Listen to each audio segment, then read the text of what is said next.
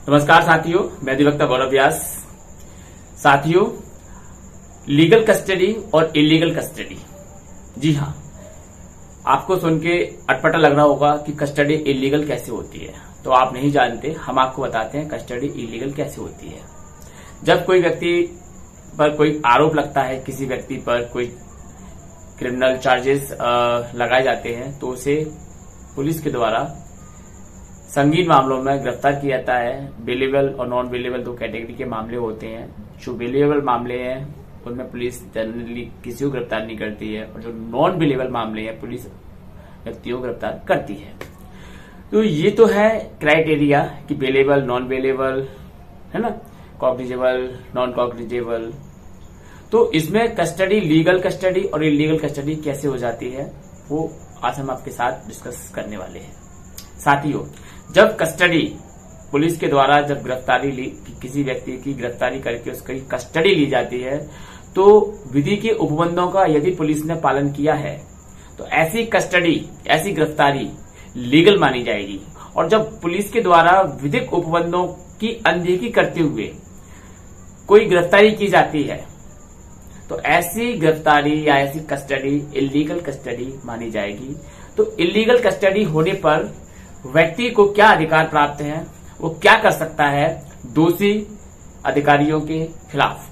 साथियों, ऐसे बहुत सी नजीरें हैं जब माननीय सर्वोच्च न्यायालय के द्वारा दोषी अधिकारियों पर कार्रवाई करने की बात कही है और सरकारों पर भारी भरकम जुर्माना भी लगाया है।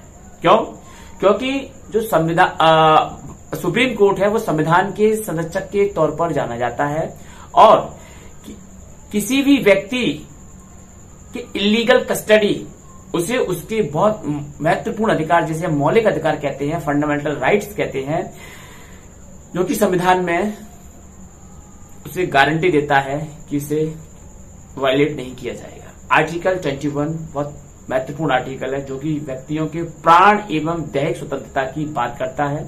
प्राण एवं दैहिक स्वतंत्रता के अंतर्गत क्या गरिमा भी शामिल है? जी हाँ, प्राण एवं दैहिक स्वतंत्रता के अंतर्गत गरिमा भी शामिल है।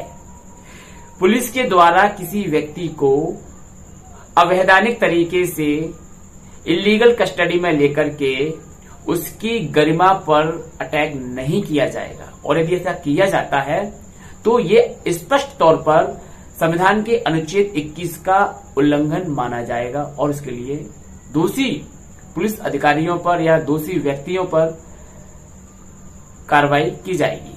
साथियों, एक हाल का मामला है जिसमें रिनी जौहर वर्सेस स्टेट ऑफ एमपी 2015 का ये केस है। इसमें मां और बेटी दोनों को धारा 420 के अंतर्गत पुलिस के द्वारा 420 और एक आईटी एक्ट कॉग्निजेबल ऑफेंस इनके ऊपर रजिस्टर्ड किया जाता है,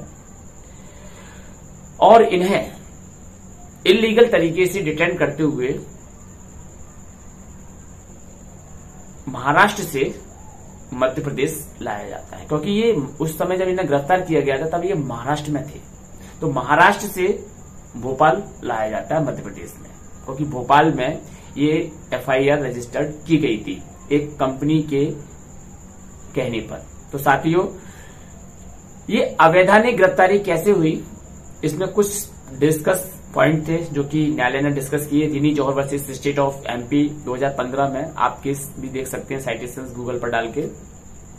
क्या क्रय विक्रय के उल्लंघन के लिए धारा 420 के अंतर्गत एफआईआर की जा सकती है? पहला क्वेश्चन। दूसरा क्वेश्चन कि आर्टिकल 21 में प्राण एवं दैहिक स्वतंत्रता का जो अधिकार दिया गया है, क्या उसके अंतर्गत गरिमा का अधिकार भी शामिल है? इसे भी डिसाइड किया गया।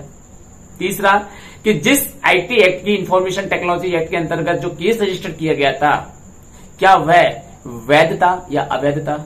क्योंकि पूर्व में ही Shreya Singhal versus state of India के मामले में माननीय सर्वोच्च न्यायालय के द्वारा सेक्शन 67A को अनकॉन्स्टिट्यूशनल डिसाइड कर दिया। इसलिए अनकॉन्स्टिट्यूशनल हो जाने की वजह से इस धारा में तो केस बनता ही नहीं है, और इन सभी प्रश्नों पर न्यायालय ने एक साथ विचार किया, पाया कि ये सभी के सभी गलत थे। धारा 420 के अंतर्गत जो एफआईआर की गई थी वह भी गलत थी। आर्टिकल 21 का स्पष्ट वायलेशन किया गया था क्योंकि गिरफ्तारी विधि के उपबंधों के अनुसार नहीं की गई थी। दूसरा 67 तो 67, 67A, 66B के अंतर्गत जो कार्रवाई की गई थी वह कार्रवाई भी पूरी तरीके से दूषित थी। तो इस कारण से इस पूरे मामले को माननीय सर्वोच्च न्यायालय के द्वारा निरस्त कर दिया गया। ये एक फैसला है, एक नजीर है। आते हैं अपने पॉइंट पर कि जो गिरफ्तारी की गई थी पुलिस के द्वारा, महाराष्ट्र से पुणे से भोपाल तक लाया गया उन्हें ठंडी रात में एक डिब्बे में डाल करके, रेलगाड़ी के डिब्बे में डाल करके।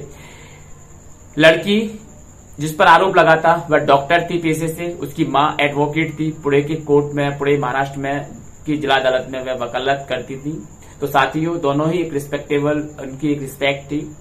पुलिस के द्वारा कैसे उनकी रिस्पेक्ट को, डिग्निटी को हर्ट किया और उस डिग्निटी हर्ट के लिए माननीय सर्वोच्च न्यायालय ने प्रत्येक याची को 5-5 लाख रुपए का